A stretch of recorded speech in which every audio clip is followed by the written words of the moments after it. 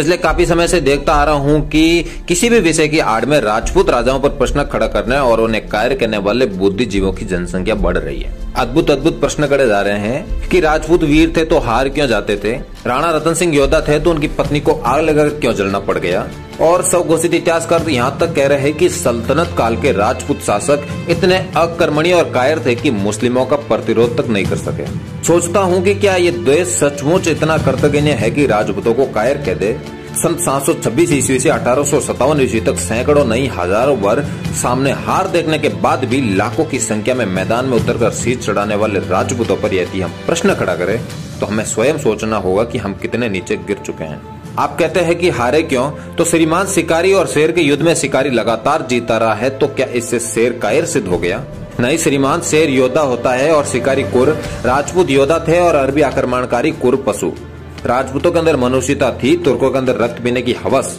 और यदि सच में आपको लगता है कि तुर्कों अरबों के सामने राजपूत बिल्कुल भी प्रभावी नहीं रहे, तो आप दुनिया की अन्य प्राचीन सभ्यताओं की ओर निगाह फेरिए और खोजिए कि मिस्र के फराओं के वंशज कहाँ हैं। ढूंढिए कि मेसोपोटामिया की सभ्यता का क्या हुआ।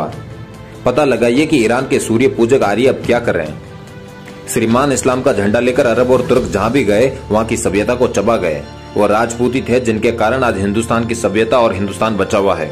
उन्होंने अपने सरों से तोलकर इस मिट्टी को खरीदा नहीं होता तो आप अपने घर में बैठकर ये बुद्धिजीविता नहीं बगड़ाते, बल्कि दाढ़ी बढ़ाकर ये तय कर रहे होते कि शौहर को अपनी बीवी को कितने कोड़े मारना जायज है।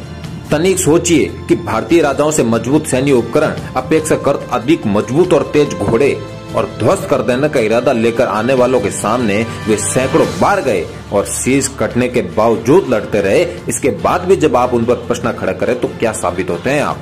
आपको जौहर अतार्किक लगता है तो यह आपकी दिक्कत है श्रीमान, पर अपने स्वाभिमान की रक्षा के लिए आग में जल जाने वाली देवियों के ऊपर प्रश्न खड़े करने की सामर्थ्य नहीं है आपकी, क्योंकि आप तो 40 डिग्री तापमान पर भी बिजली के लिए सरकार को गाली देने वाले लोग हैं श्रीमान।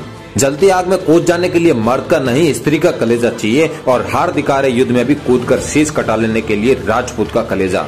दूसरों की छोड़िए, जिन चंद राजपूतों को आप मुगलों की समर्थन करने के कारण गाली देते और गद्दार कहते हैं, एक बार उनका इतिहास पढ़ लीजिए। उनके पुरखों ने भी 20 बार इस राष्ट्र के लिए सर कटाया था। आज भी किसी राजपूत लड़के के खानदान का पता कीजिए, मात्र 3 से 4 पीढ़ी पहले उसके घर में कोई न कोई बलिदानी मिल जाएगा। घर में बैठे बैठे किसी पर भी उंगली उठाई जा सकती है श्रीमान, पर राजपूत होना इस दुनिया का सबसे कठिन काम है।